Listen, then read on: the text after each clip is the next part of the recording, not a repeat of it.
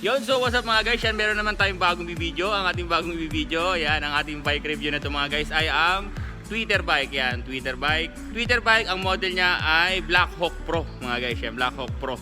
Yan, so isa-isa natin ang specs na ito para makita nyo po. Yan, so kung bago ka pa sa channel ko, pasubscribe naman po, then pa-click ang notification bell para updated ka na sa lahat ng aking video mga guys. Yan, so mga guys, ito na po yung Twitter, Black Hawk Pro mga guys, no. Ang presyo nito mga guys, ang cash price nito is 33,400 mga guys yan. Naka-Diore na siya, Diore drivetrain yan. Makikita niyo po, 1/10 na po siya mga guys, yan 1/10. Hydraulic na po siya.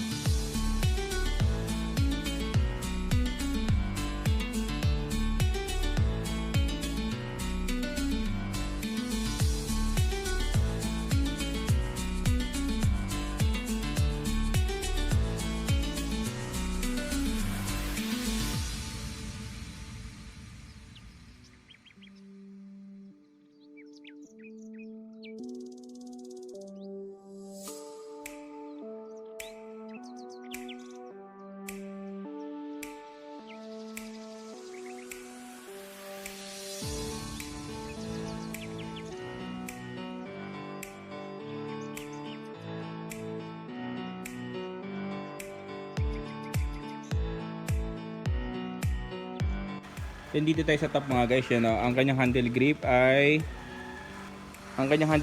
stock handle grip po yan mga guys, na stock handle grip po ng Twitter mga guys. Yan, nakikita nyo po, meron po siyang lock dito, so 3mm po yung gamit dyan, so hindi po siya basta-basta umiikot. Yan, so napakakapit po na ito mga guys, no. Yan, maganda po ang disenyo pag ganito yung parang grip niya, yung parang may thread dito. Yan, pag ginawa ka mo, maganda po yung kapit niyan. Then ang kanyang brake set ay made by Tektro Shuriga po yan mga guys, no, mineral oil po yan. Tektro Shuriga. Then ang kanyang shifter mga guys ay Diore. Yan, Shimano Diore 10 speed po yan mga guys, no. Shimano Diore 10 speed yan. So nakikita nyo po dito mga guys, no, ito po yung remote ng port. Yan, so ano yun po natin, i-discuss po natin yan mamaya. Yan, ang haba ng kanyang handlebar mga guys ay 710. Yan, 710mm po yan mga guys. Aluminum handlebar po yan. Yan, then ang haba ng kanyang stem ay 80mm po yan. Stem, aluminum stem po yan mga guys, no. Ang kanyang headset ay made by Twitter po yan mga guys. Seal bearing po yan. Tapered headset na po yan mga guys. Yan, nakikita nyo po ang spacer nya. Yan, ganda oh. Yan, carbon spacer na po yan. Ang kanyang saddle ay made by Twitter mga guys. Yan, so bulky po siya, malaki po siya, napakalambot po yan. Yan, pag inupuan mo yan, komportable ka pag ginagamit mo yan. Halos ayaw mo nang bumaba. Yan, so kahit hindi mo na siya gamitan ng saddle po mga guys, yan, malambot na po siya. Then ang kanyang seat post mga guys ay made by Twitter din po yan mga guys. Yan, made by Twitter. 31.6 po yung laki niyan mga guys, no. 31.6. Then ang kanyang pasunod na pedal, yan, aluminum ball bearing pedal po yan mga guys. Yan, stock din po yan ng Twitter. Yan, napakaganda po yan. So smooth na rin po siya pagka ginagamit niyo po. Ang seat clamp niya ay hindi po siya quick release, no. Yan, may nakasulat po dito ang Twitter. Yan, gagamitan mo siya ng 4mm na Allen wrench mga guys para mabuksan mo. So hindi po siya magalaw-galaw. Kung anong tamang sukat mo, kung ano yung sukat mo na, ay hindi na po mapapakialaman mga guys. Then ang kanyang shocks, yan, ang kanyang fork mga guys, no. Ang kanyang fork ay air shock na po siya. Yan, air shock na po yan. Then ito po yung remote lockout niya, yung may kable. Ito po yung cable end. So pagka remote mo siya, ito po yung lock. So aangat po itong red button na to. Pagka i-release nyo po, yan po yung open. Then naka-block stanchion po siya. Yung, so ang kanyang T-post mga guys ay magnesium na po yan. Naka-block stanchion siya, no. Then ang kanyang telescopic ay magnesium na rin po yan mga guys, no. Yan, naka-magnesium, nakadakip yung decals dito ay Twitter. Yan, Twitter po yung makikita mo. So wala po siyang indication, no, kung ano po yung travel niya, no. Yan. Ang dropout niya mga guys, yan nakikita niyo po, true axle na po siya mga guys, no. True axle. Ang axle po niyan mga guys, ang sukat niyan ay 15/110 po yan mga guys. So boost po yan mga guys. Boost po ang port na to. Naka-boost na po siya. Yan. Ang kanyang mount ay post mount po yan mga guys, no? Post mount po yan para sa kanyang caliper. Yan. Then dito naman tayo sa kanyang wheelset mga guys. Yan, simula tayo sa gulong. Ang kanyang gulong ay, yan, nakikita nyo po mga guys. Yan, nakikita nyo po mga guys, ha. Yan, naka Innova Pro na po siya. Yan, Transformers. Yan, Transformers. Ang sukat nga ito mga guys ay 27.5 by 2.25. Yan, naka-skin wall na po siya. Yan po yung usong gulong ngayon mga guys, no? Skin wall, kulay brown po yung dito sa wall niya. Yan. Then ang kanyang rim ay aluminum rim po siya mga guys, no? Aluminum rim. 32 holes na po yan mga guys. Naka-presta valve po siya. Yan, presta valve. Naka-black. Ano po yan? Naka-black spokes na po siya. Ang kanyang hubs ay aluminum hubs po yan mga guys, no? So boost po yung hubs na yan. Seal bearing na po siya mga guys, no? Yan, makikita nyo po dito nakasulat dito is Boost KC. Yan. Retrospec. Yan. Retrospec. Yan. New style. Solon. Yan, makikita mo mga guys. Yan po yung nakasulat niyan. Bolt type po siya, no? Aluminum hubs po yan mga guys. So kung bolt type siya, yan, bolt type din po ang kanyang rotor. Yung kanyang rotor ay made by Tektro. 160mm po yan mga guys. Yan. 160mm. And dito naman po tayo ang Tektro Shuriga caliper. Yan. Hydraulic caliper mga guys. Yan, makikita nyo po. Tektro Shuriga po ang gamit niya. Yan, so dito naman tayo sa kanyang crankset, gearset o tinatawag nilang drivetrain mga guys. No? So unahin natin ang kanyang crank mga guys.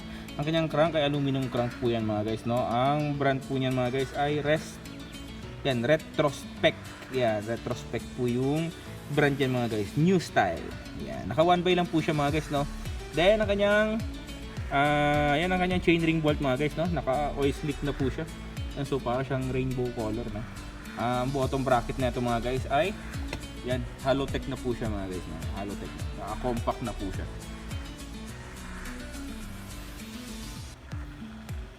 .34 teeth na po siya mga guys. Dahil ang kanyang chain mga guys ay 10 speed po yan. Made by YBN po mga guys. Yan, made by YBN.